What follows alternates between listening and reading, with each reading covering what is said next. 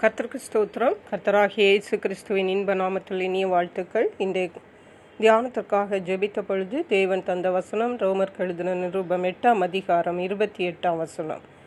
அன்றியும் அவருடைய தீர்மானத்தின்படி அழைக்கப்பட்டவர்களாய் தேவனிடத்தில் அன்பு கூறுகிறவர்களுக்கு சகலமும் நன்மைக்கு ஏதுவாக நடக்கிறதென்று அறிந்திருக்கிறோம்.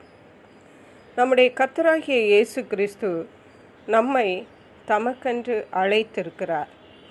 அவரால் அழைக்கப்பட்ட நாம் அவருடைய ஜனங்களாயிருக்கிறோம்.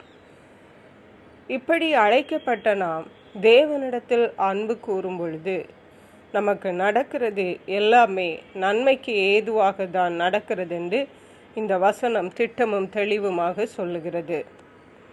தேவனிடத்தில் அன்பு கூறுகிறதே கர்த்தராகிய இயேசு கிறிஸ்து நமக்கு கொடுத்த முதலாம் கற்பனையாயிருக்கிறது.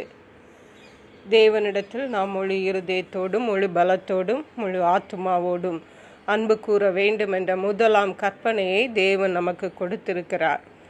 நிச்சயமாகவே தேவன் நம்மை அழைத்திருக்கிறார் என்றால் நம்மிடத்திலே தேவனுடைய ஒரு அநாதி திட்டம் உண்டு. தேவனும் நம்மில் அன்பு கூர்ந்திருக்கிறார் என்றுதான் அர்த்தம்.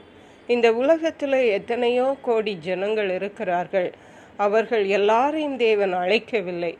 ஆனால் உங்களையும் என்னையும் தேவன் அழைத்திருக்கிறார் என்றால் தேவன் நம்மில் அன்பாயிருக்கிறார் என்றும் நாம் தேவனுக்கு வேண்டும் என்றும் நாம் தேவனுடைய திட்டத்திற்கு உட்பட்டவர்கள் என்பதையும் நாம் அறிந்து கொள்ள வேண்டும். அப்படியாக இருக்கிற நாம் தேவனிடத்தில் அன்பு கூற வேண்டியது மிக மிக அவசியமாயிருக்கிறது. அப்படி நாம் தேவனிடத்தில் அன்பு கூறும் பொழுது நமக்கு நடக்கிறது எல்லாமே நன்மைக்கென்று வசனம் சொல்லுகிறது. அது எப்படி நன்மையாக இருக்கும் என்று நாம் நினைக்கலாம். கஷ்டத்தின் வழியாக போகிறேன், உபத்திரவங்களின் வழியாக போகிறேன், இது எப்படி நன்மை என்று சொல்லுகிறீர்கள் என்று நீங்கள் நினைக்கலாம். உதாரணமாக ஒருவர் காய்ச்சலிலே பாதிக்கப்பட்டார் என்றால் அவருக்கு ஒரு கசப்பான மருந்தை கொடுக்கிறார்கள். ஏற்கனவே காய்ச்சல் இருக்கிறது, அதிலும் ஒரு கசப்பா என்று சொன்னால் அந்த கசப்பை ஏற்றுக்கொண்டால்தான் அந்த காய்ச்சல் மாறுகிறது என்று பார்க்கிறோம். அதே போன்றுதான் நாம் தேவனுடைய நன்மைகளை சுதந்திரிக்க வேண்டும் என்றால் உபத்திரவங்களின் வழியாக நாம் கடந்து செல்ல வேண்டியது அவசியமாயிருக்கிறது. இம்மையிலும் மறுமையிலும் தேவனுடைய ஆசீர்வாதங்களை சுதந்திரிக்கவே நாம் அழைக்கப்பட்டிருக்கிறோம் என்பதை நாம் ஒருபோதும் மறந்து போகக்கூடாது. அவைகளை நாம் எளிதில் அடைந்து விடலாம் என்றும் நாம் நினைக்கக்கூடாது.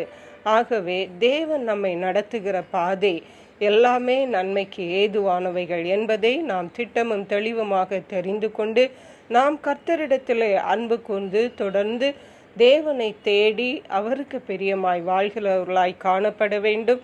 அதற்கேற்ற கிருபைகளை தேவன் நமக்கு தந்து தேவனுடைய ஆசீர்வாதங்களை இம்மையிலும் மறுமையிலும் நாம் சுதந்திரிக்க கர்த்தர் நமக்கு உதவி செய்வாராக. ஜெபிப்போம். எங்களை கிருபையாய் நேசித்து பாதுகாத்து வழி நடத்துகிற எங்கள் அன்பின் தகப்பனே, ஆசீர்வதிக்கப்பட்ட இந்த நல்ல நாளுக்காக நன்றி.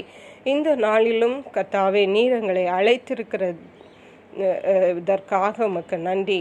நீர் எங்களை உம்முடைய திட்டத்திற்கென்று அழைத்திருக்கிறீங்கப்பா, அதற்காக உமக்கு நன்றி. நீர் எங்கள் மேல் வைத்த உம்முடைய அன்புக்காக நன்றி. நாங்களும் கர்த்தரிடத்தில் அன்பு கூர்ந்து உமக்கு பிரியமாய் இருக்க நடக்கிற எல்லாவற்றையும் தேவன் நன்மைக்காகவே நடத்துகிறார் என்ற விசுவாசத்தோடு முன்னாக கடந்து செல்ல கர்த்தர் உதவி செய்யுங்க. நம்முடைய ஆசீர்வாதங்களை இம்மையிலும் மறுமையிலும் சுதந்திரித்து உமக்கென்று சாட்சிகளாயிருக்க கிருபை செய்யுங்க. தாவீது ராஜா சொன்னது போல நான் உபத்திரவப்பட்டது எனக்கு நல்லது என்று சொல்லும்படியாக தேவ ஆவியானவர் ஒருவருக்கும் கிருபை செய்வீராக. நன்றி பரிசுத்த ஆவியானவரே, துதி கன மகிமை உமக்கே செலுத்துகிறோம். மீட்பரும் இரட்சகருமாகிய இயேசு கிறிஸ்துவின் இன்ப நாமத்தில் ஜெபிக்கிறோம் எங்கள் அன்புள்ள பரமபிதாவே. ஆமென். God bless you.